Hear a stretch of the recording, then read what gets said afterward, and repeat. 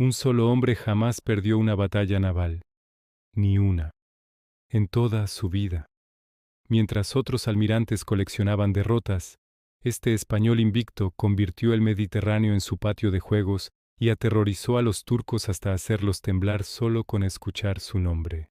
Esta es la historia del hombre que salvó Europa sin que nadie lo recuerde, el guerrero que Felipe II llamaba, cuando todo parecía perdido. El almirante que murió antes de poder comandar la armada invencible, porque quizás con él al mando la historia habría sido completamente diferente. Prepárate para conocer al mayor estratega naval que jamás haya surcado los mares. Santa María del Puerto de Santa María, 1526. En una casa noble de esta localidad gaditana, nace un niño destinado a cambiar el curso de la historia naval europea. Álvaro de Bazán y Guzmán llega al mundo en una familia donde el mar no es solo una profesión, es una tradición sagrada, un legado de sangre y sal. Su padre, también llamado Álvaro de Bazán, ya es un respetado capitán de galeras que ha servido a la corona con distinción. Desde que el pequeño Álvaro puede recordar, los relatos de batallas navales, el olor a brea y el sonido de las velas al viento son su canción de cuna. Pero no te confundas. Esta no es la historia de un niño mimado que heredó un título y se sentó en él. Desde los primeros años, el joven Álvaro demuestra una inteligencia táctica que asombra incluso a los veteranos marineros que visitan la casa familiar. A los 8 años ya puede identificar cada tipo de embarcación del Mediterráneo solo por su silueta en el horizonte. A los 10 comprende las corrientes marinas mejor que muchos pilotos experimentados. A los 12 su padre lo lleva en su primera expedición naval, no como pasajero, sino como aprendiz activo.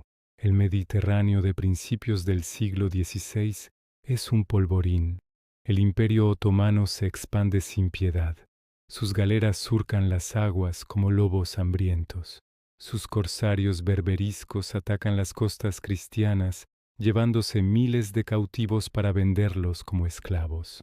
Cada verano, las poblaciones costeras de España e Italia tiemblan, esperando ver las velas turcas en el horizonte. Este es el mundo donde Álvaro de Bazán aprenderá su oficio, un mundo donde un error significa la muerte o algo peor, la esclavitud. Durante su adolescencia, Álvaro acompaña a su padre en numerosas expediciones. No es un observador pasivo.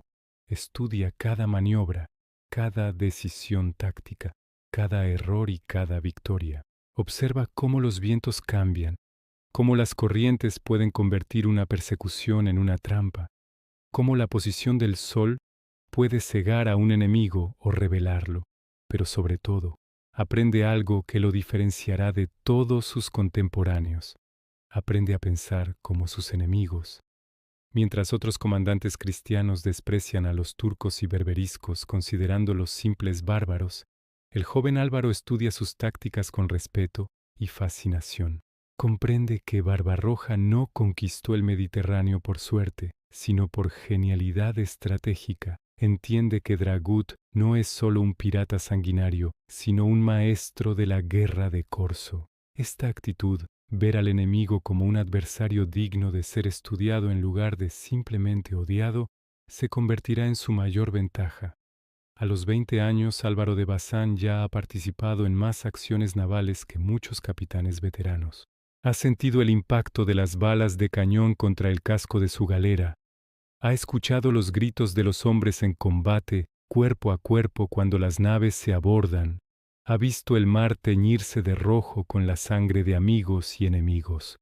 Pero más importante aún, ha desarrollado algo único, una capacidad casi sobrenatural para leer el mar y anticipar los movimientos enemigos. 1548.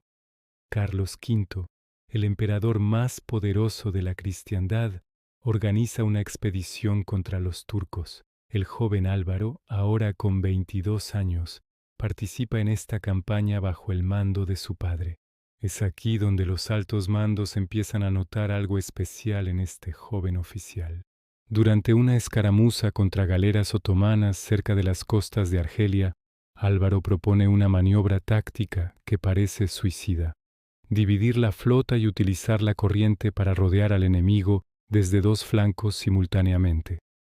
Los veteranos se muestran escépticos. La maniobra requiere una sincronización perfecta. Cualquier error dejaría a la mitad de la flota expuesta y vulnerable. Pero el comandante de la expedición, impresionado por la confianza del joven Bazán, decide arriesgarse. La maniobra funciona a la perfección. Las galeras turcas, atrapadas entre dos fuegos y sin espacio para maniobrar, son capturadas o hundidas. Es la primera victoria táctica diseñada completamente por Álvaro de Bazán, pero definitivamente no será la última. Y aquí es donde quiero hacer una pausa en esta increíble historia. Si estás disfrutando conocer la vida de este almirante legendario que la historia olvidó injustamente, te invito a que le des like a este video y te suscribas al canal. Cada semana traigo historias fascinantes como esta. Personajes que cambiaron el mundo pero que nadie recuerda. No te pierdas las próximas entregas. Ahora sí, continuemos con la historia de Álvaro de Bazán, porque lo mejor está por llegar. Los años siguientes son un torbellino de acción y ascensos.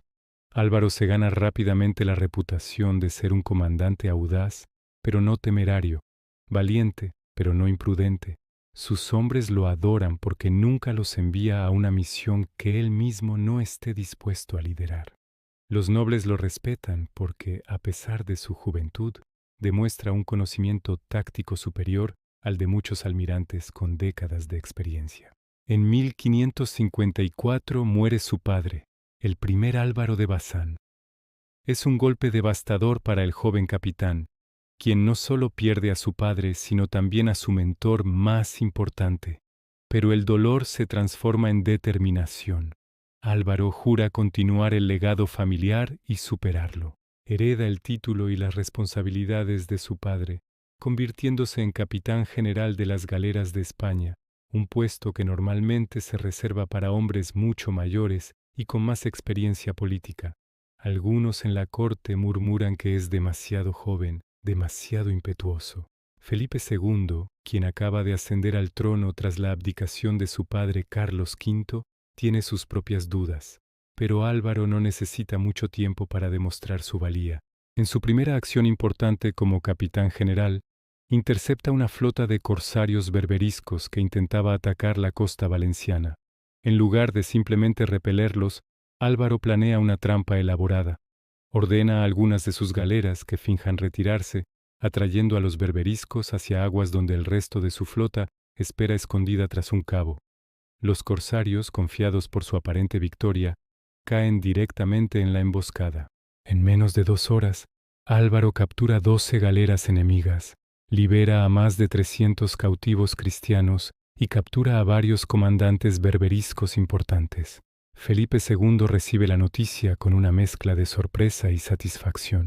Quizás este joven comandante sí está a la altura del desafío, pero el verdadero examen está por llegar. Los turcos otomanos, bajo el sultán Solimán el Magnífico, planean una ofensiva masiva en el Mediterráneo.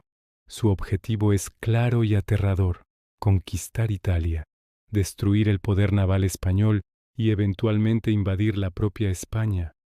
No es una amenaza vacía. El Imperio Otomano está en el cenit de su poder militar. Sus ejércitos son considerados invencibles. Sus galeras dominan el Mediterráneo oriental. En 1560, la situación se vuelve crítica. Una enorme flota turca, comandada por Piali Baja, uno de los almirantes más temidos del sultán, zarpa hacia el occidente mediterráneo.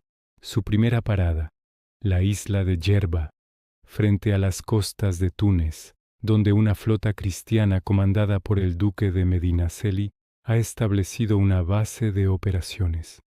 Álvaro de Bazán forma parte de esta expedición, pero no como comandante supremo, sino como uno de varios capitanes bajo las órdenes del duque.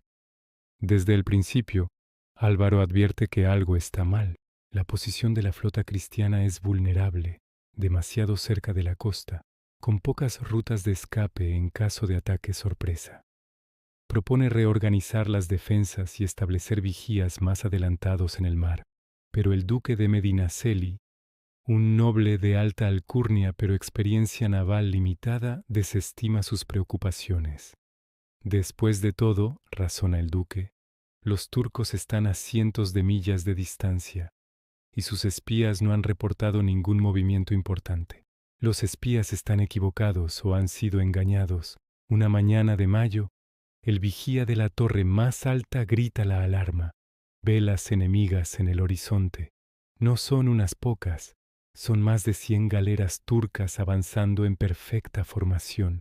La flota de Piali Bajá ha llegado y la flota cristiana está completamente desprevenida. Los marineros corren despavoridos intentando preparar las naves para el combate, pero es demasiado tarde para una defensa ordenada. Álvaro de Bazán sabe inmediatamente que la batalla está perdida antes de empezar. El duque de Medinaceli ordena formar línea de batalla, pero las galeras cristianas están dispersas. Muchas ni siquiera tienen sus remos en posición. Álvaro toma una decisión que salvará su vida y la de muchos de sus hombres, pero que también lo atormentará durante años. Ordena a sus galeras retirarse inmediatamente, antes de que el cerco turco se cierre por completo. Es una decisión controvertida.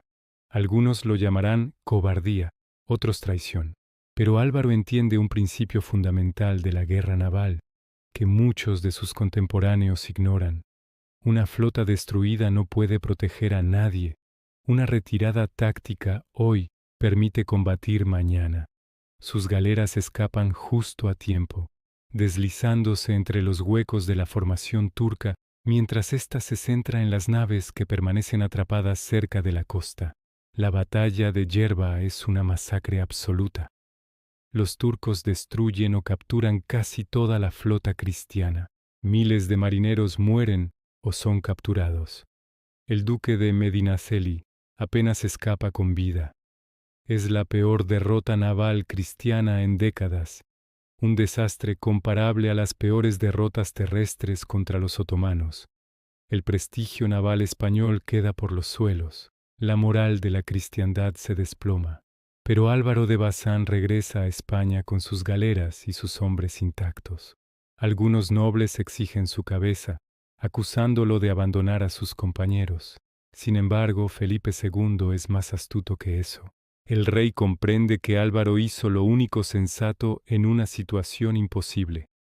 Más importante aún, Felipe reconoce que necesita desesperadamente a comandantes que sepan cuándo luchar y cuándo preservar sus fuerzas para otra ocasión. En lugar de castigar a Álvaro, Felipe lo promociona, le otorga más recursos, más galeras, más autoridad. El mensaje es claro. La próxima vez que España enfrente a los turcos, será Álvaro de Bazán quien diseñe la estrategia, no algún noble sin experiencia naval. Esta decisión demuestra la inteligencia política de Felipe II, pero también revela su comprensión de que la guerra naval requiere profesionales, no aficionados aristocráticos. Los años siguientes son relativamente tranquilos en el Mediterráneo, pero Álvaro no desperdicia este tiempo. Se dedica obsesivamente a mejorar la flota española, estudia diseños de nuevas embarcaciones, implementa entrenamientos más rigurosos para las tripulaciones, desarrolla nuevas tácticas combinando galeras tradicionales con los nuevos galeones de vela que están revolucionando la guerra naval en el Atlántico. Álvaro comprende algo que muchos comandantes mediterráneos se niegan a aceptar. La era de la galera pura está llegando a su fin. Estas embarcaciones, impulsadas principalmente por remeros y con capacidad limitada de artillería, son vulnerables ante los nuevos buques de guerra oceánicos equipados con docenas de cañones pesados. Pero también entiende que las galeras siguen siendo superiores en ciertas condiciones: aguas calmas, combates costeros, abordajes rápidos. La solución que Álvaro desarrolla es híbrida y visionaria. Una flota que combine galeras para la velocidad y maniobrabilidad en aguas mediterráneas con galeones para el poder de fuego y la resistencia en mar abierto. Esta doctrina naval mixta se adelanta décadas a su tiempo y eventualmente se convertirá en el estándar de todas las armadas europeas. Pero eso es en el futuro. Primero Álvaro debe demostrar que su sistema funciona en combate real. La oportunidad llega en 1564. Corsarios berberiscos han establecido una base fortificada en Peñón de Vélez de La Gomera, una pequeña península rocosa en la costa marroquí. Desde allí lanzan ataques constantes contra el comercio español y las poblaciones costeras. Felipe II decide que es hora de eliminar esta amenaza permanentemente y encarga la operación a Álvaro de Bazán. Álvaro planea el ataque con su meticulosidad característica. Estudia las corrientes alrededor del peñón, los horarios de las mareas, los patrones de viento. Envía espías disfrazados de mercaderes para obtener información sobre las defensas enemigas. ¿Cuántos hombres? ¿Cuántos cañones? ¿Dónde están las debilidades en las fortificaciones? Cuando finalmente ataca, lo hace con una coordinación que deja a sus contemporáneos boquiabiertos. Las galeras se acercan al amanecer, cuando el sol está a sus espaldas y ciega a los defensores. La artillería de los galeones, posicionada justo fuera del alcance de los cañones enemigos, bombardea sistemáticamente las fortificaciones. Mientras los defensores están ocupados con el cañoneo, las galeras desembarcan tropas en el lado opuesto de la península, un lugar considerado inaccesible por los berberiscos debido a sus acantilados. Los soldados españoles escalan los acantilados usando cuerdas y escaleras preparadas específicamente para esta operación. Álvaro personalmente lidera el asalto, siendo uno de los primeros en coronar los acantilados. La sorpresa es total. Los corsarios berberiscos se encuentran atacados simultáneamente desde el mar y desde tierra. En menos de 3 horas, la fortaleza cae. Álvaro ha ejecutado una operación anfibia compleja con la precisión de un reloj suizo. La captura del Peñón de Vélez hace que el nombre de Álvaro de Bazán resuene por toda Europa. No solo ha demostrado brillantez táctica, sino también la capacidad de planear y ejecutar operaciones combinadas tierra-mar, algo extremadamente difícil en aquella época. Los turcos y berberiscos empiezan a tomarlo en serio. Ya no es simplemente otro noble español con un título pomposo, es un adversario peligroso que debe ser respetado y temido, pero el verdadero desafío está por llegar.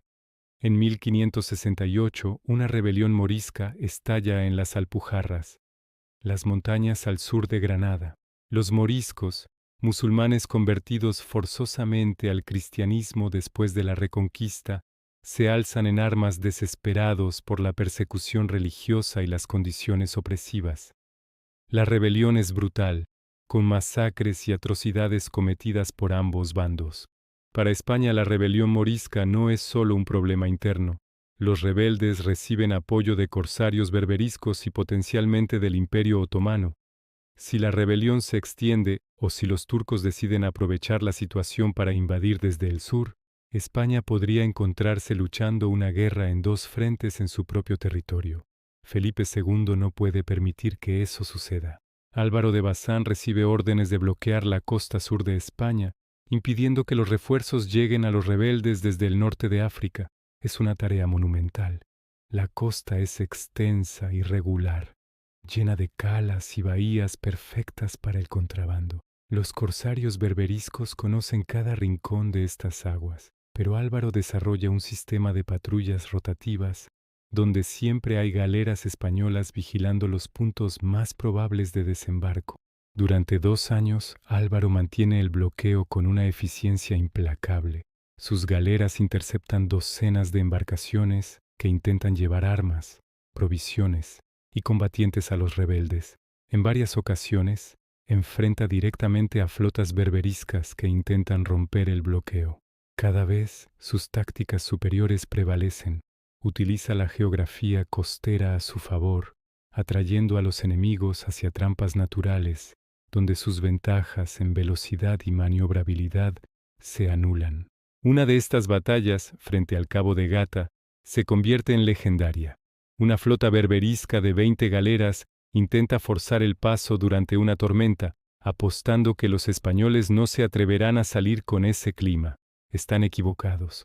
Álvaro no solo sale a enfrentarlos, sino que usa la tormenta como arma. Conoce estas aguas mejor que los propios berberiscos y sabe exactamente dónde las corrientes y los vientos cruzados se vuelven mortales para las embarcaciones que no maniobran correctamente. Atrae a la flota enemiga hacia un estrecho entre rocas sumergidas.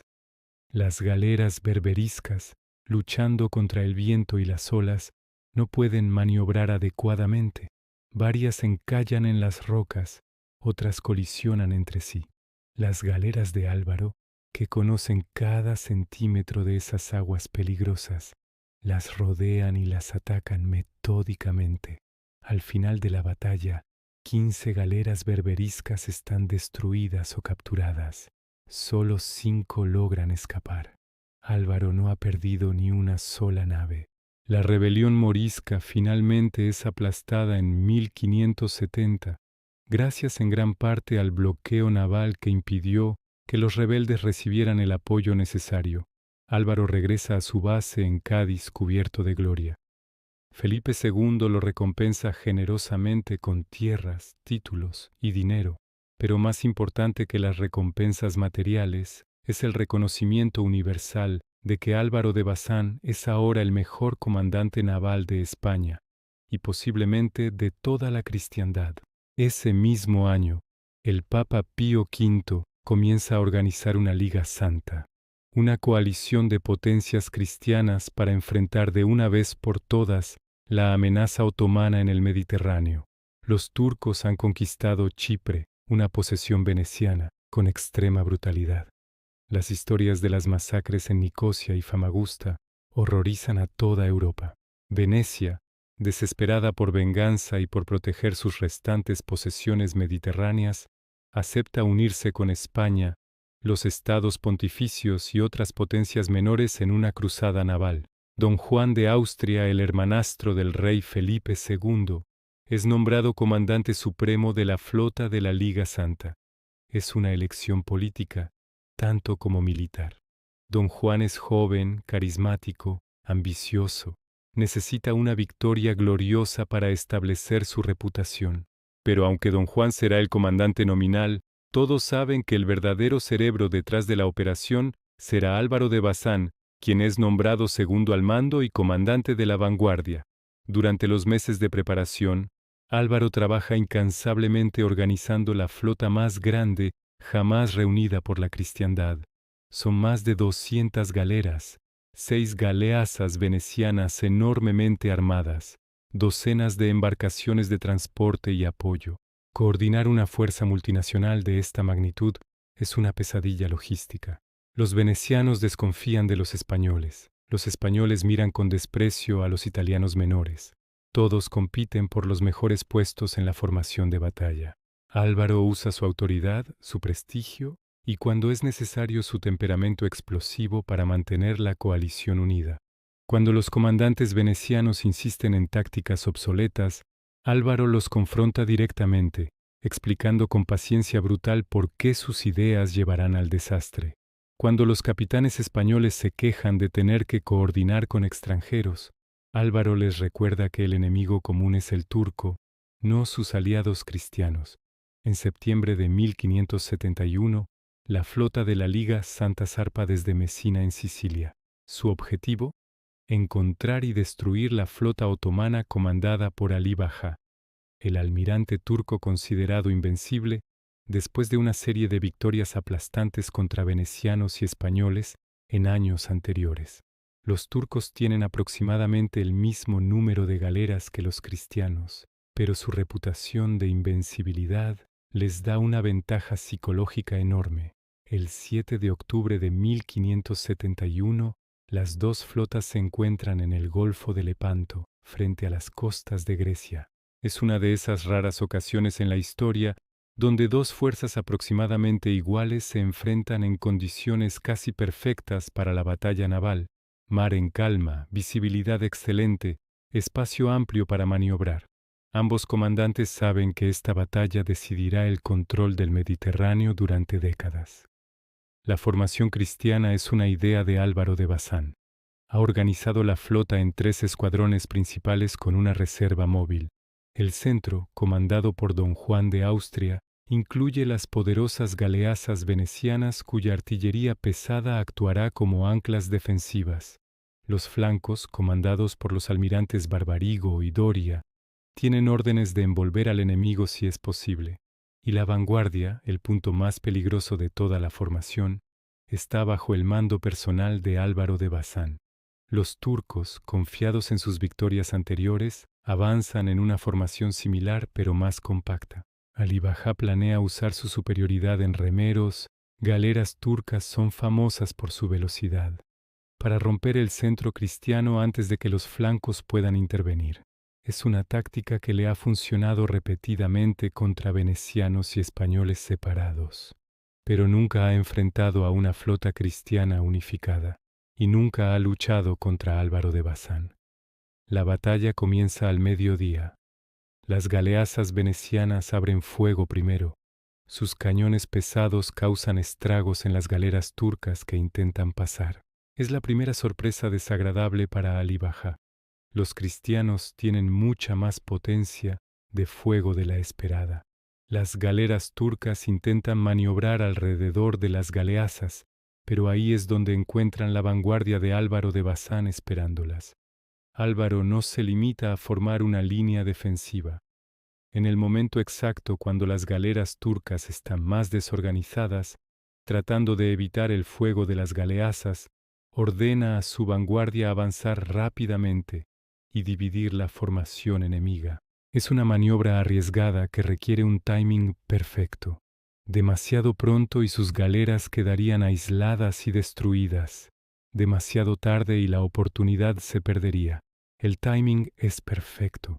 La vanguardia de Álvaro golpea como un cuchillo, separando las galeras turcas del ala derecha del resto de su flota. De repente, en lugar de una batalla ordenada de líneas paralelas, el combate se transforma en un caos de melee donde las ventajas tácticas turcas se anulan. Las galeras se abordan mutuamente, los soldados saltan de cubierta en cubierta con espadas y picas, el mar se llena de sangre y restos de naves destruidas. En el centro, Don Juan de Austria y Ali Bajá se enfrentan en un duelo épico de galeras capitanas. Los dos comandantes supremos, cada uno en su galera insignia, colisionan deliberadamente en un combate que decidirá no solo la batalla, sino el destino del Mediterráneo. El combate cuerpo a cuerpo en las cubiertas es feroz. Ali Bajá es herido mortalmente, y su cabeza es cortada y exhibida en un palo, desmoralizando a los turcos. Pero la batalla aún no está decidida. El flanco izquierdo turco, comandado por Uluj Ali, un corsario berberisco de brillantez táctica comparable a la de Álvaro, está destruyendo el flanco derecho cristiano. Uluj Ali ha detectado una debilidad en la formación cristiana y la está explotando sin piedad. Docenas de galeras cristianas están siendo hundidas o capturadas. Si Uluj Ali logra envolver el centro cristiano desde ese lado, toda la batalla podría revertirse en un desastre para la Liga Santa. Álvaro de Bazán lo ve suceder. Su vanguardia ha cumplido su misión, la flota turca está dividida y desorganizada. Pero si no hace algo inmediatamente respecto a Uluj Ali, la victoria se convertirá en derrota. Sin esperar órdenes de Don Juan, quien está ocupado en el combate central, Álvaro toma una decisión que solo un genio o un loco haría. Ordena a su vanguardia desengancharse del combate actual y remar a máxima velocidad hacia el otro extremo de la línea de batalla, para enfrentar a Uluj Ali. Es una maniobra extremadamente arriesgada. Al desengancharse deja vulnerables las galeras que estaba apoyando. Si los turcos se reagrupan, podrían destruir esas galeras abandonadas, pero Álvaro ha calculado que los turcos están demasiado desorganizados para aprovecharlo y que Uluj Ali representa una amenaza existencial que debe neutralizarse inmediatamente cueste lo que cueste. La vanguardia de Álvaro cruza el campo de batalla, esquivando restos flotantes y galeras en combate. Es una hazaña de navegación increíble mantener la formación mientras reman a máxima velocidad a través del caos de la batalla más grande jamás vista en el Mediterráneo. Algunos remeros colapsan por el esfuerzo, pero los que permanecen continúan remando con fuerza sobrehumana, sabiendo que la victoria de toda la cristiandad depende de su velocidad. Ulugh Ali, absorto en su ataque contra el flanco cristiano, no ve venir a Álvaro hasta que es demasiado tarde. De repente galeras frescas y organizadas aparecen en su flanco, atacando con la ferocidad de hombres que saben que están salvando la batalla. La sorpresa es total. Las galeras de Ulugh Ali, que estaban persiguiendo y destruyendo galeras cristianas dispersas, ahora se encuentran siendo cazadas ellas mismas.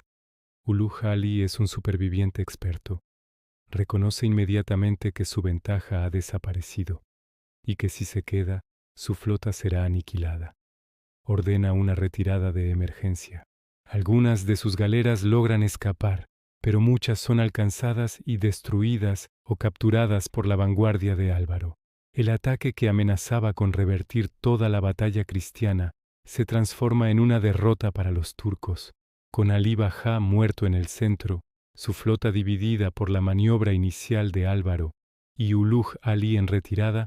La batalla de Lepanto termina en una victoria cristiana aplastante. Los turcos pierden más de 200 galeras hundidas o capturadas, entre 20.000 y 30.000 hombres muertos, otros 8.000 capturados. La Liga Santa pierde solo 10 galeras y 8.000 hombres. Es la victoria naval más decisiva de todo el siglo XVI. Las campanas de iglesias suenan por toda la cristiandad celebrando la victoria. Lepanto se convierte en sinónimo de triunfo cristiano sobre el Islam. Don Juan de Austria es celebrado como un héroe en toda Europa. El Papa declara el 7 de octubre como fiesta de Nuestra Señora del Rosario, en conmemoración de la victoria. Miguel de Cervantes, quien peleó en la batalla y perdió el uso de su mano izquierda, escribirá más tarde que fue la más alta ocasión que vieron los siglos. Pero entre los que realmente entienden de guerra naval, no hay duda sobre quién fue el verdadero arquitecto de la victoria.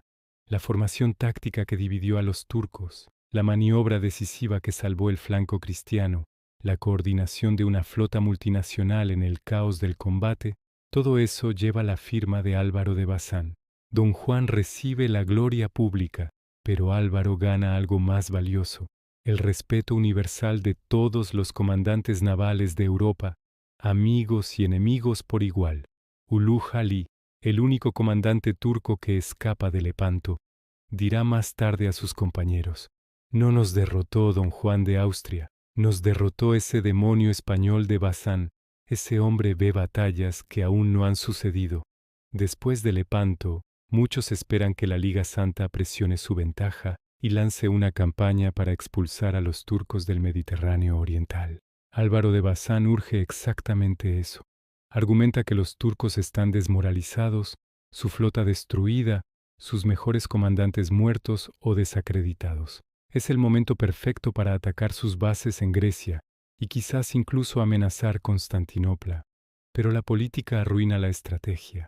Los venecianos, devastados económicamente por años de guerra, deciden negociar una paz separada con los turcos. Los estados pontificios no tienen recursos para continuar solos. España podría hacerlo, pero Felipe II enfrenta problemas crecientes en los Países Bajos, donde los protestantes holandeses se han rebelado contra el dominio español. La Liga Santa se disuelve. La oportunidad de oro se evapora. Álvaro está furioso, pero impotente ante las realidades políticas. Observa con frustración cómo los turcos, bajo el nuevo sultán Selim II, reconstruyen su flota con sorprendente rapidez. En solo un año, los astilleros de Constantinopla producen más de 150 galeras nuevas. La victoria de Lepanto, tan gloriosa en el momento, resulta menos decisiva de lo esperado. Los turcos han perdido una batalla, no la guerra. Sin embargo, Lepanto ha cambiado algo fundamental: la psicología. Antes de Lepanto, los turcos eran considerados invencibles en el mar. Después de Lepanto, todos saben que pueden ser derrotados. Este cambio psicológico es quizás más importante que la victoria táctica misma. Los cristianos ya no temen enfrentar a las galeras turcas, y los turcos ya no atacan con la confianza arrogante de antes. Para Álvaro, los años posteriores a Lepanto son ocupados pero frustrantes. Continúa patrullando el Mediterráneo occidental, enfrentándose a corsarios berberiscos, protegiendo el comercio español. Gana todas estas escaramuzas, añadiendo victoria tras victoria a su récord invicto, pero son victorias pequeñas, operaciones de rutina. Su genio táctico no tiene oportunidad de brillar completamente en estas acciones menores. En 1580 todo cambia dramáticamente. El rey Sebastián de Portugal, joven e impetuoso, lanza una cruzada desastrosa en Marruecos que termina en la batalla de Alcazarquivir. El rey muere junto con la mayor parte de la nobleza portuguesa. Portugal queda sin heredero claro. Felipe II de España, cuya madre era portuguesa y quien tiene derechos legítimos al trono portugués, decide que ha llegado el momento de unificar las coronas ibéricas. Pero los portugueses no están todos de acuerdo. Muchos prefieren mantener su independencia. Un pretendiente rival, Antonio Prior de Crato, se proclama rey con apoyo popular considerable. Portugal se divide en una guerra civil entre los partidarios de Felipe y los de Antonio. Para Felipe es crucial resolver esto rápidamente. Una guerra civil prolongada en Portugal podría atraer intervención extranjera de Francia o Inglaterra, convirtiendo un problema doméstico en una crisis internacional. Felipe encarga a Álvaro de Bazán la misión más importante de su carrera hasta el momento: comandar la invasión naval de Portugal. Es una operación compleja que requiere transportar un ejército entero por mar, establecer un bloqueo naval de los puertos portugueses controlados por Antonio y derrotar cualquier resistencia naval. Algunos nobles españoles murmuran que deberían enviar a alguien con más peso político, pero Felipe confía absolutamente en Álvaro. Cuando se trata de operaciones navales, el rey sabe que no hay nadie mejor. Álvaro planea la invasión con su meticulosidad característica. Reúne una flota de más de 100 embarcaciones de guerra y transporte. Coordina con el ejército terrestre que invadirá simultáneamente desde la frontera española.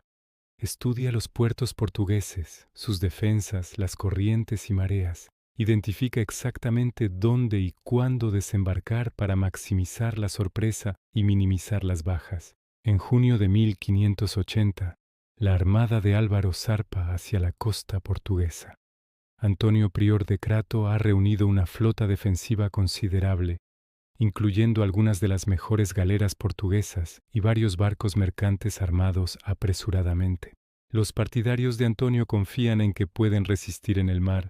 Después de todo, los portugueses tienen una orgullosa tradición naval que se remonta a los grandes navegantes que descubrieron nuevas rutas hacia Asia y América. Pero orgullosa tradición no es lo mismo que genio táctico. Cuando las flotas se encuentran cerca de la isla Terceira en las Azores, Álvaro demuestra por qué es considerado el mejor. Detecta una debilidad en la formación portuguesa, un hueco entre su vanguardia y su centro causado por diferencias en la velocidad de las embarcaciones. En lugar de atacar frontalmente, Álvaro ordena a su flota acelerar y penetrar directamente por ese hueco. La maniobra divide la flota portuguesa en dos segmentos que no pueden apoyarse mutuamente. Álvaro procede a destruir cada segmento sistemáticamente, usando su superioridad numérica local, aunque en general las flotas sean aproximadamente iguales en tamaño. Es un masterclass de táctica naval. Transformar una igualdad estratégica en superioridad local mediante maniobras precisas. La flota de Antonio es aniquilada. Algunas naves se rinden, otras son hundidas, unas pocas logran escapar hacia puertos lejanos. Antonio mismo huye a Francia buscando apoyo extranjero. Con la flota portuguesa destruida, los puertos costeros quedan indefensos. Álvaro desembarca tropas sistemáticamente en cada puerto importante, coordinando perfectamente con el avance terrestre del ejército español. Lisboa, la capital, se rinde sin luchar cuando ve la enorme flota de Álvaro bloqueando su puerto y el ejército español acampado en las colinas circundantes. En menos de 3 meses, Álvaro ha conquistado Portugal entera desde el mar. Es una de las campañas navales más brillantes y rápidas de toda la historia. Felipe II se convierte en Felipe I de Portugal, unificando las coronas ibéricas por primera vez desde la Edad Media. La recompensa para Álvaro es generosa. Felipe lo nombra Marqués de Santa Cruz le otorga enormes propiedades y rentas, lo cubre de honores, pero más importante que cualquier título es la confianza absoluta que Felipe deposita en él. A partir de este momento, Álvaro de Bazán es el comandante naval supremo de España. Nadie cuestiona su autoridad en asuntos marítimos. Sin embargo, Antonio Prior de Crato no se rinde. Desde Francia consigue el apoyo de Catalina de Médicis y organiza una expedición para recuperar Portugal. En 1582, una flota francesa comandada por Filippo Strozzi zarpa hacia las Azores, las islas portuguesas en medio del Atlántico, que todavía resisten bajo control de los partidarios de Antonio. Si los franceses logran establecerse en las Azores, tendrán una base perfecta para atacar los convoyes españoles que regresan de América cargados de oro y plata. Felipe II no puede permitirlo. Ordena a Álvaro que retome las Azores cueste lo que cueste. Es una orden fácil de dar, pero extremadamente difícil de ejecutar. Las Azores están a 800 millas de la costa portuguesa en medio del Atlántico. Ninguna flota mediterránea ha intentado jamás una operación de esta magnitud tan lejos de cualquier puerto amigo. Las galeras, diseñadas para el Mediterráneo relativamente calmo, podrían no sobrevivir a las tormentas atlánticas, pero Álvaro ha estado preparándose para esto. Durante años ha estado experimentando con diseños híbridos, galeras modificadas con capacidades oceánicas mejoradas y galeones armados con tácticas de combate cercano. La expedición a las Azores será la prueba definitiva de su doctrina naval mixta. Si funciona, revolucionará la guerra naval. Si falla, podría significar el fin de su carrera y un desastre estratégico para España. En junio de 1582, Álvaro zarpa con una flota de 25 galeras y galeones hacia las Azores. Es una travesía brutal. Las galeras sufren enormemente en las olas atlánticas. Algunos remeros mueren de agotamiento. Varios barcos sufren daños que deben repararse en el mar abierto. Pero la determinación de Álvaro y la disciplina de sus tripulaciones prevalecen. Después de semanas de navegación extenuante, avistan las islas. Filippo Strozzi tiene 34 embarcaciones, superioridad numérica significativa. Además, tiene la ventaja de estar defendiendo, puede elegir su posición y esperar a que la flota de Álvaro llegue exhausta después de la larga travesía. Cuando los vigías reportan las velas españolas en el horizonte, Strozzi está confiado. Ha estudiado las victorias de Álvaro en el Mediterráneo y cree comprenderlas.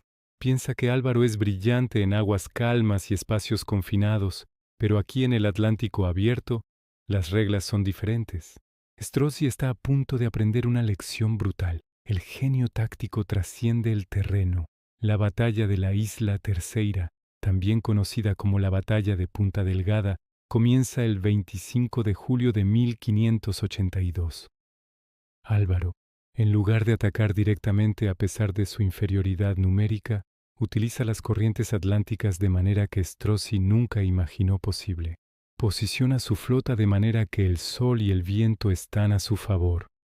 Strozzi, ansioso por aprovechar su superioridad numérica, avanza confiadamente, pero Álvaro ha calculado exactamente las corrientes en esa zona particular del océano. Las naves francesas, luchando contra corrientes que no esperaban, se encuentran desorganizando su formación involuntariamente. Lo que debería ser un avance coordinado se convierte en un acercamiento disperso. Álvaro espera hasta el momento exacto cuando la flota francesa está más vulnerable, con sus naves más rápidas adelantadas y las más lentas rezagadas. Entonces ataca con una velocidad y violencia que deja atónitos a los franceses. Sus galeras híbridas, diseñadas específicamente para condiciones atlánticas, maniobran ágilmente mientras sus galeones proporcionan potencia de fuego devastadora. La batalla es salvaje y caótica. Las olas atlánticas dificultan los abordajes tradicionales, así que el combate se convierte principalmente en un duelo de artillería. Aquí, los galeones españoles demuestran su superioridad. Sus cañones más pesados y mejor posicionados destrozan las naves francesas una tras otra. Filippo Strozzi, Al ver su flota desintegrándose, intenta reorganizar una defensa, pero es demasiado tarde. Su galera capitana es rodeada por 3 galeones españoles. El bombardeo es implacable. Strozzi es herido gravemente por una astilla de madera que le atraviesa el costado. Su nave, destrozada y sin capacidad de maniobra, se rinde. Strozzi muere 2 días después de sus heridas. Sin su comandante, la flota francesa se desintegra completamente. Algunas naves se rinden, otras intentan escapar solo para ser cazadas y capturadas. Al final, solo 6 de las 34 naves francesas logran escapar de regreso a Francia. Álvaro ha ganado otra victoria imposible. Con una flota numéricamente inferior, después de una travesía agotadora, en condiciones oceánicas que supuestamente favorecían al enemigo, ha destruido completamente una flota enemiga sin perder ni una sola de sus propias embarcaciones. Es la batalla de las Azores la que cementa su reputación como el comandante naval más grande de su era, posiblemente de cualquier era. Las consecuencias estratégicas son enormes. Con las Azores seguras bajo control español, los convoyes del tesoro desde América pueden navegar con relativa seguridad. La economía española, que depende vitalmente de ese oro y plata americanos, está asegurada. Francia, humillada por la derrota, retira su apoyo a Antonio Prior de Crato. El pretendiente rival termina sus días como un refugiado sin importancia en París. Para Álvaro personalmente, la victoria en las Azores representa la cima de su carrera. Ha demostrado que su genio táctico no se limita al Mediterráneo, que puede adaptar sus estrategias a cualquier condición, que puede superar cualquier desventaja mediante planificación superior y ejecución impecable. Su récord permanece invicto. Nunca, ni una sola vez en toda su carrera, ha perdido una batalla naval. En las cortes de Europa, el nombre de Álvaro de Bazán es pronunciado con respeto reverencial por aliados y con temor por enemigos. Los turcos lo llaman el azote de los creyentes. Los franceses lo consideran el almirante más peligroso vivo. Los ingleses, que pronto se convertirán en sus enemigos principales, estudian obsesivamente sus tácticas buscando debilidades que nunca encuentran. Pero los años están pasando factura. Álvaro tiene ahora 56 años, una edad considerable para la época. Décadas de campañas navales, de dormir en cubiertas húmedas, de heridas de batalla y fiebres tropicales, han debilitado su salud. Sufre de gota severa que a veces lo deja incapaz de caminar, pero su mente permanece tan aguda como siempre, quizás más aguda, refinada por décadas de experiencia. En 1585, Felipe II toma la decisión más trascendental de su reinado: planear la invasión de Inglaterra. Isabel I de Inglaterra ha estado apoyando a los rebeldes protestantes en los Países Bajos, ha autorizado ataques piratas contra el comercio español, ha ejecutado a María Estuardo, la reina católica de Escocia. Para Felipe, tanto por razones religiosas como políticas, Isabel debe ser derrocada y Inglaterra devuelta al catolicismo. La herramienta para lograr esto será una armada masiva, la mayor flota jamás reunida. Cuando Felipe pregunta quién debería comandarla, la respuesta es obvia para todos: Álvaro de Bazán, marqués de Santa Cruz, el almirante invicto. Álvaro acepta la misión, pero con condiciones. Presenta a Felipe un plan detallado de lo que necesitará: 150 galeras, 40 galeones grandes, otros 200 barcos de transporte y apoyo, 50.000 soldados, 8.000 marineros, provisiones para 8 meses. Es una lista asombrosa. Algunos cortesanos acusan a Álvaro de exagerar, de pedir recursos excesivos, pero Álvaro es inflexible. Inglaterra no es Portugal ni las Azores. Los ingleses tienen una armada formidable comandada por Francis Drake y John Hawkins, marinos brillantes con décadas de experiencia. El Canal de la Mancha es traicionero con corrientes y tormentas impredecibles. Cualquier operación con menos recursos que los que pide tendrá probabilidades reducidas de éxito. Felipe, confiando en el juicio de Álvaro, autoriza la preparación de la armada. Pero hay un problema. España no tiene los recursos para reunir todo lo que Álvaro pide inmediatamente. La guerra en los Países Bajos está consumiendo enormes cantidades de dinero y hombres. La economía española, aunque reforzada por el oro americano, está bajo tremenda tensión. Álvaro tendrá que trabajar con menos de lo ideal. Durante 1586 y 87, Álvaro trabaja incansablemente organizando la armada. Es una tarea hercúlea que consume cada minuto de sus días.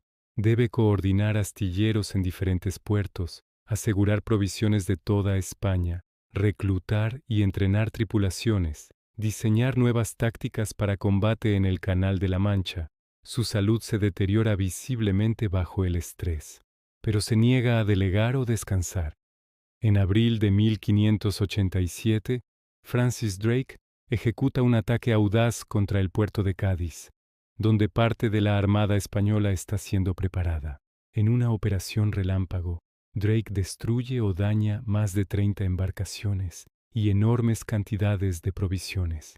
Es un golpe devastador que retrasa la invasión planeada por meses. Drake se burla de ello llamándolo chamuscar la barba del rey de España. Álvaro está furioso por el ataque, pero también impresionado profesionalmente. Reconoce en Drake a un adversario digno, un comandante naval que comprende la importancia de la iniciativa y la sorpresa. Esto refuerza su convicción de que la invasión de Inglaterra debe hacerse correctamente, con recursos adecuados, o no hacerse en absoluto. Cualquier operación a medias contra un enemigo como Drake está condenada al fracaso. Pero el tiempo se está acabando. Felipe presiona para lanzar la invasión en 1588. La situación política en Europa se está volviendo cada vez más compleja. Retrasar más podría significar perder la oportunidad por completo. Álvaro, a pesar de sus reservas sobre los recursos insuficientes, acepta tener la armada lista para la primavera de 88. Durante el invierno de 1587 a 88, Álvaro trabaja literalmente hasta el colapso. Su gota empeora hasta el punto donde apenas puede moverse sin dolor extremo. Desarrolla fiebres recurrentes que lo dejan postrado durante días. Sus médicos le suplican que descanse, que delegue más responsabilidades. Pero Álvaro sabe que nadie más puede hacer lo que él hace, que la armada necesita su experiencia y juicio en cada decisión importante. En enero de 1588, mientras inspecciona preparativos en Lisboa, Álvaro sufre un colapso severo. Es llevado a su residencia donde los médicos diagnostican una combinación de gota aguda, fiebre tifoidea y agotamiento extremo. Álvaro, desde su lecho de enfermo, continúa dictando órdenes y planes. Incluso moribundo, su mente trabaja en la invasión, calculando rutas, anticipando tácticas inglesas, refinando estrategias. El 9 de febrero de 1588, Álvaro de Bazán, marqués de Santa Cruz, el almirante invicto, muere en Lisboa a los 62 años. Sus últimas palabras son instrucciones tácticas para la armada. Hasta el momento final su vida es la guerra naval. La noticia de su muerte sacude a España. Felipe II, al recibir la noticia, supuestamente dice: «Dios me ha quitado a mi mejor brazo». El funeral de Álvaro es espectacular, digno de un príncipe. Toda la nobleza de España y Portugal asiste. Los marineros que sirvieron bajo su mando llenan las calles llorando abiertamente. Los enemigos de España, al enterarse de su muerte, respiran aliviados. Drake, cuando recibe la noticia en Inglaterra, supuestamente brinda por la muerte de el único hombre que podría haber conquistado Inglaterra. Con Álvaro muerto, Felipe debe elegir un nuevo comandante para la armada. La elección cae sobre el duque de Medina Sidonia, un noble de alta alcurnia, pero experiencia naval limitada. Medina Sidonia acepta el puesto con reluctancia, sabiendo que está siendo comparado con el mayor almirante de la historia española. Intentará seguir los planes dejados por Álvaro, pero sin el genio táctico de su predecesor para adaptarse a circunstancias cambiantes. La Armada Invencible zarpa en mayo de 1588. Es la flota más grande jamás vista. 130 barcos llevando 25.000 hombres. Pero carece del elemento crucial que marcó todas las victorias de Álvaro. El comandante invicto. Medina Sidonia hace lo mejor que puede, pero enfrenta tormentas, errores de coordinación con el ejército terrestre y los ataques brillantes de Drake y Hawkins. El resultado es el desastre que Álvaro había temido. La armada es dispersada por tormentas, atacada constantemente por los ingleses, obligada a retirarse alrededor de Escocia e Irlanda, donde más tormentas la destrozan. Menos de la mitad de los barcos y hombres regresan a España. Es la mayor derrota naval española en décadas, una humillación nacional que empaña el reinado de Felipe II. Historiadores han especulado durante siglos sobre qué habría pasado si Álvaro hubiera vivido para comandar la armada. Algunos argumentan que incluso su genio no podría haber superado las desventajas fundamentales de la operación. Líneas de suministro demasiado largas, coordinación imposible con el ejército en Flandes, superioridad inglesa en cañones de largo alcance. Otros señalan que Álvaro nunca perdió una batalla en 40 años de carrera, que siempre encontró maneras de superar desventajas imposibles. La verdad probablemente está en algún punto medio. Álvaro no era un mago, no podía controlar las tormentas ni crear recursos de la nada, pero su récord invicto sugiere que habría encontrado alguna manera de adaptar la estrategia, de explotar debilidades inglesas, de convertir desventajas en oportunidades. Como mínimo, la armada bajo su mando habría luchado mucho más efectivamente, y posiblemente habría logrado algún éxito limitado en lugar del desastre completo. Pero Álvaro estaba muerto, y con él murió la última oportunidad real de España de invadir Inglaterra exitosamente.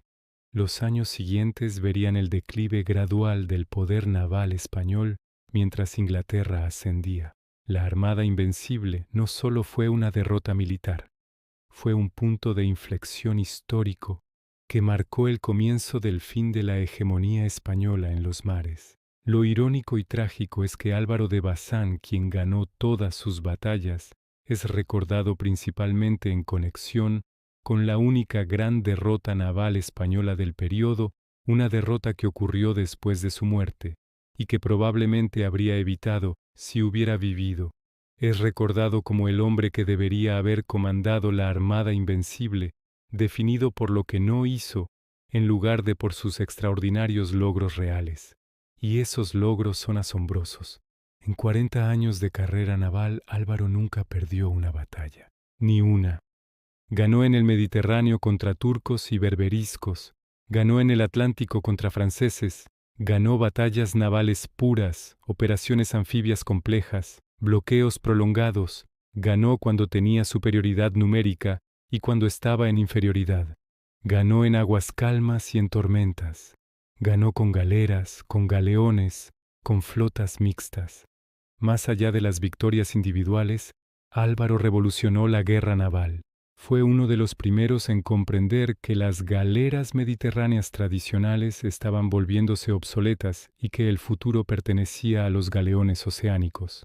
Pero también comprendió que la transición no sería instantánea, que había valor en doctrina híbrida que combinara lo mejor de ambos tipos de embarcaciones. Desarrolló tácticas que se adelantaban décadas a su tiempo. Su uso de formaciones flexibles que podían adaptarse durante la batalla, su énfasis en la coordinación entre diferentes tipos de embarcaciones, su comprensión de cómo usar geografía y meteorología como armas, todas estas innovaciones eventualmente se convertirían en práctica estándar de todas las armadas europeas. Pero quizás su mayor logro fue demostrar que la guerra naval podía ser una ciencia tanto como un arte. Antes de Álvaro, muchos comandantes navales confiaban principalmente en el coraje y la fuerza bruta. Álvaro demostró que la planificación meticulosa, el conocimiento profundo del mar y el enemigo, y la flexibilidad táctica eran más importantes que cualquier cantidad de valentía ciega. Sus contemporáneos lo reconocieron. El historiador naval italiano Guglielmotti escribió que Álvaro de Bazán era el más grande capitán de mar de su siglo, sin igual en coraje, prudencia y conocimiento del arte naval. El almirante veneciano Mocenigo lo llamó el terror del Mediterráneo. Incluso sus enemigos turcos le otorgaron títulos honoríficos reconociendo su genio. Pero la memoria histórica es caprichosa.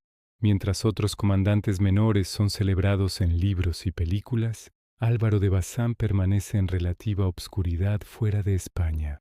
No hay películas hollywoodenses sobre sus victorias. Pocos fuera de círculos académicos especializados conocen su nombre. Es un fantasma histórico, un gigante olvidado. Parte del problema es que Álvaro no encaja en narrativas históricas populares. Murió antes de la Armada Invencible, así que no puede ser culpado por esa derrota ni celebrado como héroe de alguna victoria posterior que redimiera a España. Su mayor victoria, Lepanto, es atribuida principalmente a don Juan de Austria, a pesar de que los expertos saben que Álvaro fue el verdadero arquitecto táctico. Además, Álvaro era un servidor leal del rey, no un aventurero independiente. No hay historias de rebelión romántica o conflicto dramático con la autoridad. Su vida fue de servicio disciplinado y profesional.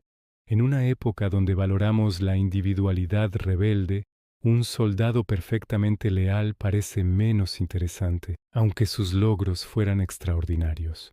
También está el problema del idioma y la perspectiva. La mayoría de la historia naval popular está escrita en inglés desde perspectiva inglesa. Los héroes navales ingleses como Drake, Nelson y Hawkins son celebrados extensamente. Sus adversarios españoles, incluso cuando fueron superiores tácticamente, son relegados a papeles de villanos o son simplemente ignorados.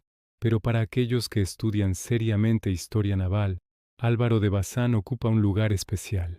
Es estudiado en academias navales alrededor del mundo como ejemplo de excelencia táctica. Sus batallas son analizadas en cursos de estrategia naval. Su capacidad de adaptar tácticas a diferentes condiciones es considerada modelo a seguir. En España, Álvaro es más recordado, pero aún no alcanza el reconocimiento que merece. Hay estatuas, calles nombradas en su honor. Incluso un buque de la Armada Española moderna lleva su nombre. Pero fuera de círculos militares y académicos, el español promedio probablemente sabría más sobre Hernán Cortés o el Cid Campeador que sobre el almirante invicto. Lo que hace esto particularmente irónico es que Álvaro salvó a España y posiblemente a Europa Occidental repetidamente. Si no hubiera bloqueado exitosamente la costa durante la rebelión morisca, España podría haber enfrentado una invasión turca mientras lidiaba con insurgencia interna. Si no hubiera ganado en Lepanto, el Mediterráneo occidental podría haber caído bajo control otomano. Si no hubiera conquistado Portugal y las Azores, la economía española habría colapsado.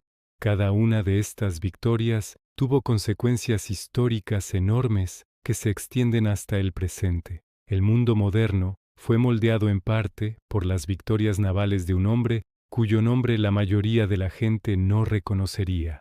Es un recordatorio humillante de cuánta historia importante es olvidada, cuántos gigantes duermen sin reconocimiento en los libros polvorientos de bibliotecas académicas. Si Álvaro hubiera vivido en Inglaterra en lugar de España, si sus victorias hubieran sido contra España en lugar de para España, sería celebrado al nivel de Nelson o Drake. Habría películas, series de televisión, novelas populares. Los niños estudiarían sus batallas en la escuela, pero nació en el lado equivocado de las narrativas históricas dominantes. Hay una lección más profunda aquí sobre la naturaleza del reconocimiento histórico y la memoria. No es suficiente lograr cosas extraordinarias. También necesitas suerte en cómo la historia te recordará, en qué narrativas encajarás, en qué idioma se escribirán los libros sobre tu era. Álvaro tuvo la mala suerte de ser extraordinario en maneras que no encajaban bien en las historias que la gente quería contar. Pero para aquellos dispuestos a mirar más allá de las narrativas populares, Álvaro de Bazán brilla como un ejemplo perfecto de excelencia profesional, genio táctico y servicio dedicado. Su vida demuestra que es posible ser brillante sin ser arrogante, valiente sin ser temerario, innovador mientras se respeta la tradición. Su legado táctico perduró mucho después de su muerte. Los comandantes navales españoles del siglo XVII continuaron usando sus métodos.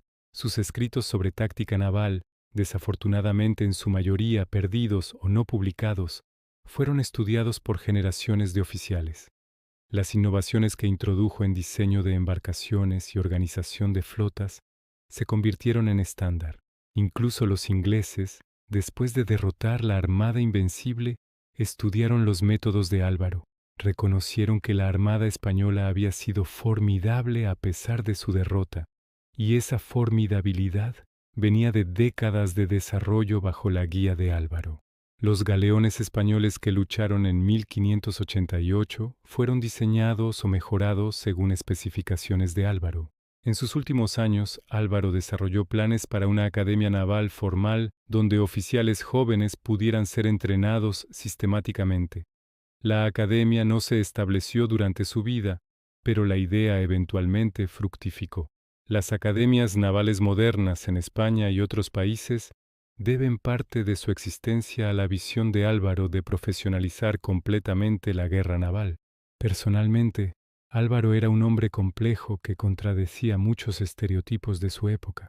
Era profundamente religioso, pero no fanático. Creía firmemente en la causa católica, pero respetaba el profesionalismo de sus enemigos protestantes. Era noble de nacimiento, pero pasaba más tiempo con marineros comunes que con otros aristócratas. Era español hasta los huesos, pero admiraba y estudiaba las técnicas navales de turcos, venecianos e ingleses. Sus hombres lo adoraban con una lealtad que iba más allá del deber. Historias circulaban entre los marineros españoles sobre cómo Álvaro compartía las privaciones de sus tripulaciones, cómo visitaba personalmente a los heridos después de las batallas, cómo recordaba los nombres de marineros comunes y preguntaba por sus familias. En una era donde los nobles generalmente trataban a los plebeyos como recursos desechables, Álvaro los trataba como seres humanos valiosos. Esta actitud no era solo humanitarismo abstracto. Álvaro comprendía que las batallas navales se ganan con la moral y competencia de las tripulaciones tanto como con tácticas brillantes. Tripulaciones bien tratadas, bien alimentadas y bien entrenadas luchan mejor que marineros maltratados y desesperados. Era una lección que muchos de sus contemporáneos nunca aprendieron. También era notablemente libre de la corrupción endémica que plagaba la administración naval española. Mientras otros comandantes desviaban fondos, vendían puestos y aceptaban sobornos, Álvaro administraba sus flotas con honestidad escrupulosa. Esto no lo hacía popular entre ciertos círculos cortesanos que se beneficiaban de la corrupción, pero ganaba el respeto de Felipe II, quien valoraba la integridad tanto como la competencia. En su vida familiar, Álvaro fue igualmente extraordinario para su época. Se casó con María Manuel de Benavides, una dama noble de familia distinguida, y por todas las cuentas fue un matrimonio de afecto genuino además de conveniencia política. Tuvieron varios hijos, algunos de los cuales siguieron a su padre en carreras navales, aunque ninguno alcanzó su genio. Álvaro era un padre dedicado cuando las campañas se lo permitían. Cartas sobrevivientes muestran un hombre preocupado por la educación de sus hijos, aconsejándolos sobre honor, deber y servicio. Insistía en que sus hijos aprendieran no solo táctica militar, sino también historia, geografía y lenguas extranjeras.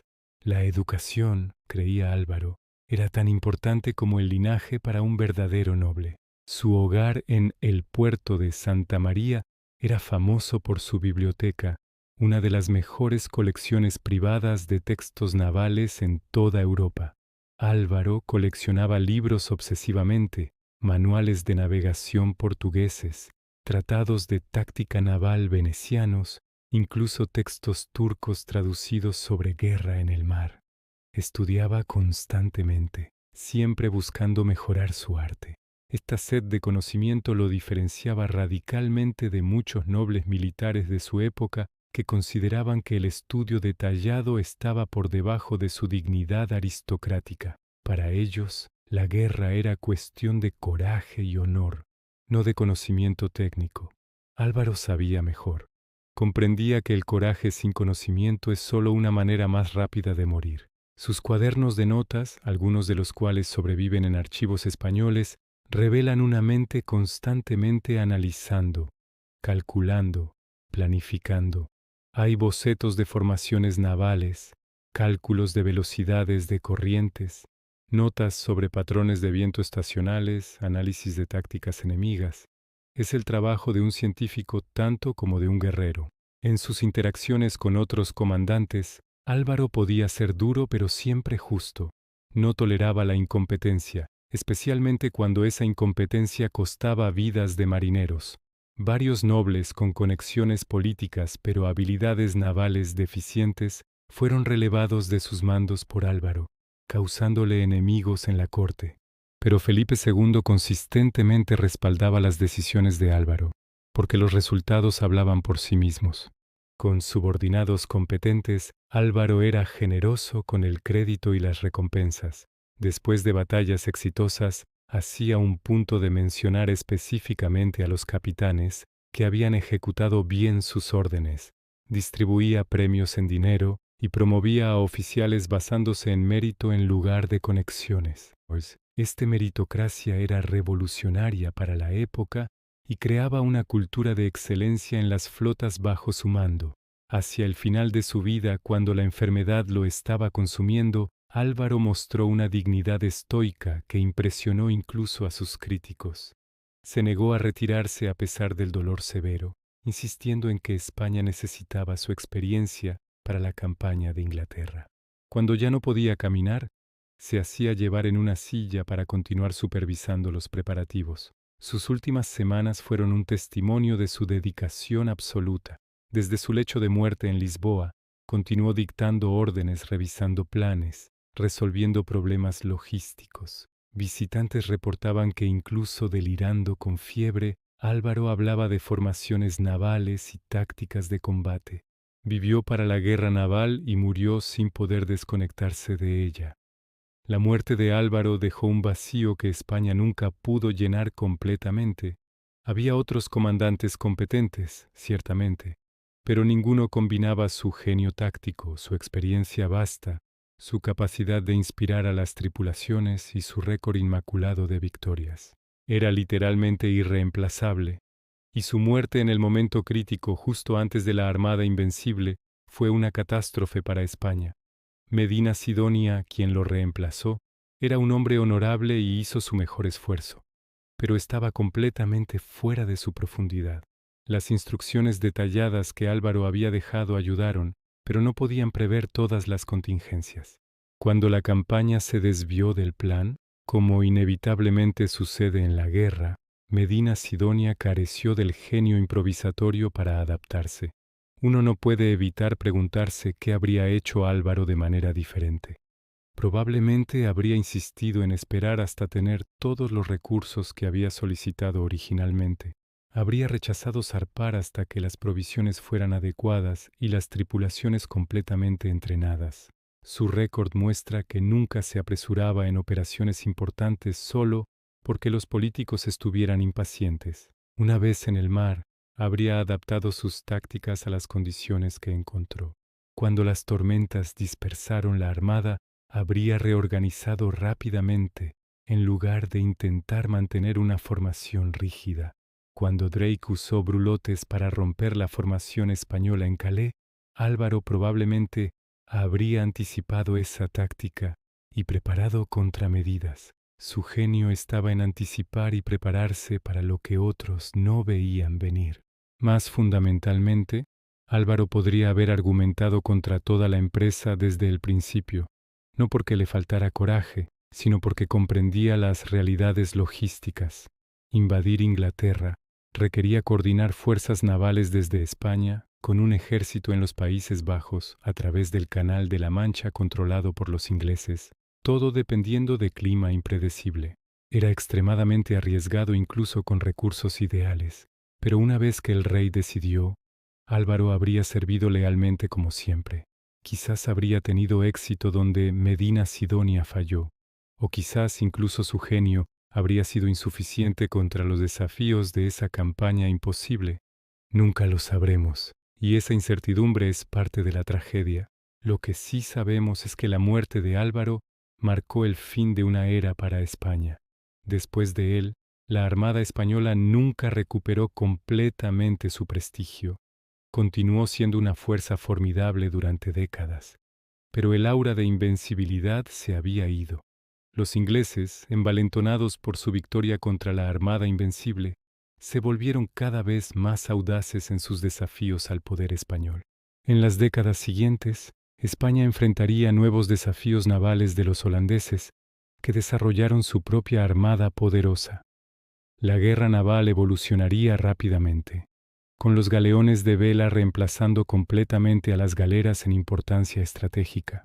Muchos de estos desarrollos seguían líneas que Álvaro había anticipado, pero sin él allí para guiar la transición, España se adaptó más lentamente que sus rivales. El legado intelectual de Álvaro sobrevivió en sus discípulos, los comandantes que habían servido bajo él y aprendido de él. Hombres como Pedro de Valdés y Juan Martínez de Recalde, quien comandó la vanguardia en la Armada Invencible, habían aprendido de Álvaro. Aunque no podían replicar su genio, aplicaban sus principios: planificación meticulosa, flexibilidad táctica, cuidado por las tripulaciones. En un sentido más amplio, Álvaro de Bazán representa un tipo de excelencia que trasciende su época específica. Su combinación de experiencia práctica profunda, estudio teórico constante, innovación táctica y dedicación absoluta es un modelo válido en cualquier campo, no solo la guerra naval. Fue un profesional en el mejor sentido de la palabra, alguien que dedicó su vida a dominar completamente su oficio. También representa algo que se pierde fácilmente en narrativas históricas simplificadas: la complejidad moral de los actores históricos. Álvaro luchó por la corona española y la Iglesia católica en una era de guerras religiosas brutales. Desde perspectiva moderna es fácil juzgar esas causas, pero Álvaro mismo no era un fanático ciego. Mostraba respeto por sus enemigos, trataba a los cautivos con humanidad cuando era posible, y luchaba por límites éticos en la conducción de la guerra. No era perfecto, ciertamente. Participó en acciones que desde perspectiva moderna consideraríamos moralmente cuestionables, pero comparado con muchos de sus contemporáneos, Álvaro mostró más humanidad y profesionalismo. En una época brutal trató de mantener códigos de honor que limitaran la brutalidad innecesaria. Su historia también plantea preguntas interesantes sobre el papel del individuo en la historia. ¿Cuánto cambió Álvaro personalmente el curso de eventos históricos? Si no hubiera existido, ¿habría encontrado España otro comandante igual de capaz? La historia contrafactual es siempre especulativa, pero su récord invicto sugiere que era genuinamente excepcional, no solo producto de su época. Consideremos las alternativas. Ningún otro comandante naval español del siglo XVI logró nada comparable al récord de Álvaro. Muchos eran valientes, algunos eran competentes, pero ninguno combinaba todas las cualidades que hicieron a Álvaro invencible. Esto sugiere que sí, los individuos excepcionales pueden cambiar la historia de maneras que otros no podrían. Al mismo tiempo, Álvaro era producto de su tiempo y lugar. Su educación naval, su acceso a recursos españoles, su posición en una sociedad que valoraba el servicio militar noble, todo esto fue necesario para su éxito. El genio individual requiere el contexto apropiado para florecer. Álvaro tenía tanto el talento como las circunstancias, una combinación rara. En los siglos desde su muerte, ha habido momentos donde Álvaro fue recordado más prominentemente. Durante el resurgimiento naval español del siglo XVIII bajo los Borbones, sus tácticas fueron estudiadas y celebradas. En el siglo XIX, historiadores navales comenzaron a reconocer su importancia. En el siglo XX, academias navales alrededor del mundo incluían sus batallas en sus currículos, pero nunca alcanzó el reconocimiento popular de figuras como Nelson o Drake. Parte de esto es simplemente la manera en que funciona la memoria histórica popular. Las derrotas dramáticas a menudo son más memorables que las victorias consistentes. La Armada Invencible, precisamente por ser un desastre, captura la imaginación de maneras que las victorias rutinarias de Álvaro no lo hacen.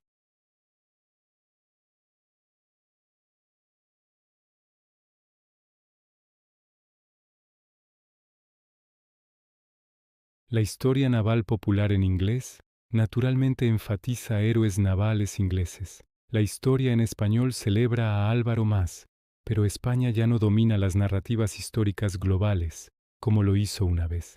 Hay también un sesgo general hacia eras más recientes. La gente tiende a conocer más sobre la Segunda Guerra Mundial que sobre las guerras napoleónicas, más sobre Napoleón que sobre el siglo XVI. Álvaro operó en un período que para muchas personas parece antiguo y remoto, menos relevante que conflictos más recientes. Pero para estudiantes serios de estrategia naval, el nombre de Álvaro de Bazán resuena con autoridad. Sus batallas son estudios de caso en cómo superar desventajas mediante planificación superior. Su carrera demuestra la importancia del profesionalismo, la innovación y la adaptabilidad. Sus principios tácticos, adaptados a tecnologías modernas, siguen siendo relevantes. La Marina Española moderna honra su memoria. El buque de guerra Álvaro de Bazán, un destructor clase Aegis, lleva su nombre orgullosamente. Es apropiado que siglos después, la tecnología más avanzada de la Armada Española lleve el nombre del almirante que siempre estuvo a la vanguardia de la innovación naval en su propia época. En el puerto de Santa María, su ciudad natal, hay un museo dedicado a su vida y carrera. Los visitantes pueden ver réplicas de las galeras que comandó, mapas de sus batallas, algunos de sus efectos personales. Es un pequeño museo, no atrae multitudes masivas de turistas, pero para aquellos que hacen el esfuerzo de visitarlo, ofrece una ventana fascinante a la vida del más grande almirante que nunca perdió.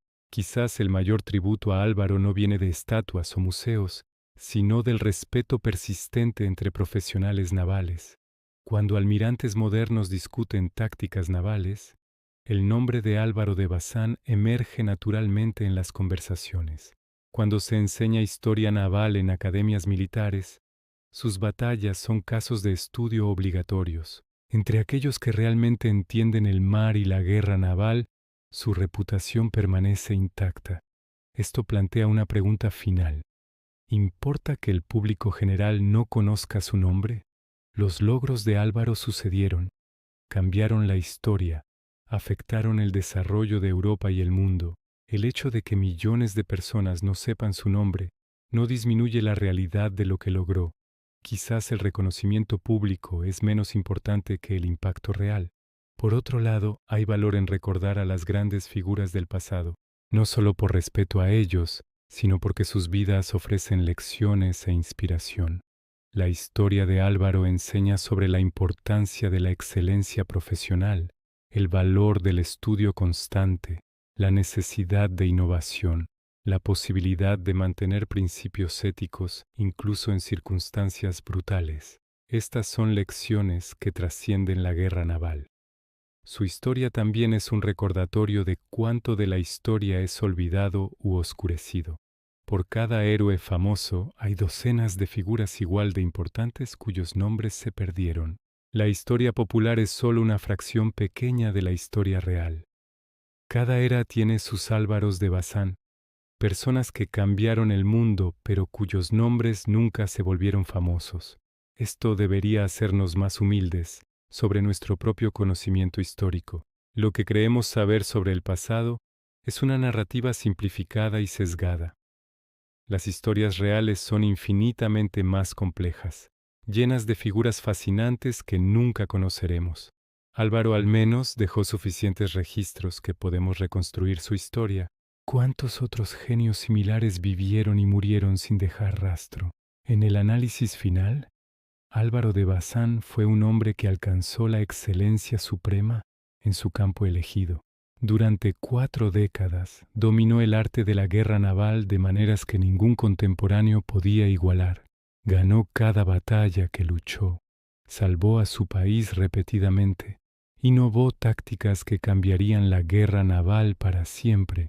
Murió sirviendo a su rey, trabajando hasta su último aliento en la misión que se le había encomendado. Fue un hombre de contradicciones, noble pero sin pretensiones, guerrero pero estudioso, católico devoto pero respetuoso de sus enemigos, innovador, radical, pero servidor leal de la tradición. Estas contradicciones no lo debilitaron, lo hicieron más efectivo. Su habilidad de mantener múltiples perspectivas le permitía ver opciones que otros pasaban por alto. Su vida fue la de un profesional consumado que dedicó todo a dominar su oficio. No buscaba gloria personal, más allá de lo que venía naturalmente con el éxito. No estaba interesado en la política cortesana o la acumulación de poder por sí mismo. Quería ser el mejor en lo que hacía, y lo logró de maneras que pocos en la historia han igualado. La tragedia es que murió justo antes de su mayor desafío, la campaña que podría haber sido su obra maestra definitiva o su primera derrota. Nunca sabremos cuál habría sido, pero basándonos en 40 años de victorias ininterrumpidas, es difícil apostar contra Álvaro de Bazán. El hombre que nunca perdió una batalla naval probablemente habría encontrado una manera. Su historia debería inspirarnos a buscar la excelencia en nuestros propios campos, a estudiar constantemente, a innovar dentro de la tradición, a mantener principios éticos incluso bajo presión. Debería recordarnos que la verdadera grandeza a menudo no es reconocida en su tiempo o después, y debería hacernos preguntarnos qué otras figuras fascinantes esperan en los archivos polvorientos de la historia, esperando que alguien cuente sus historias. Álvaro de Bazán, marqués de Santa Cruz, el almirante invicto que salvó a España y Europa repetidamente, que revolucionó la guerra naval, que nunca perdió una batalla en 40 años de carrera, que murió trabajando hasta su último aliento. Esta es su historia, una historia que merece ser recordada, contada y celebrada. Un hombre extraordinario en una época extraordinaria, cuyo legado perdura incluso cuando su nombre ha sido olvidado por muchos. Quizás ahora, después de conocer su historia, completa su vida de victorias imposibles y dedicación inquebrantable, entiendes por qué los que conocen su verdadera historia consideran que Álvaro de Bazán merece estar entre los más grandes comandantes militares de todos los tiempos. No por propaganda o mito, sino por el simple y extraordinario hecho de sus logros documentados. El hombre que nunca perdió merece ser recordado para siempre.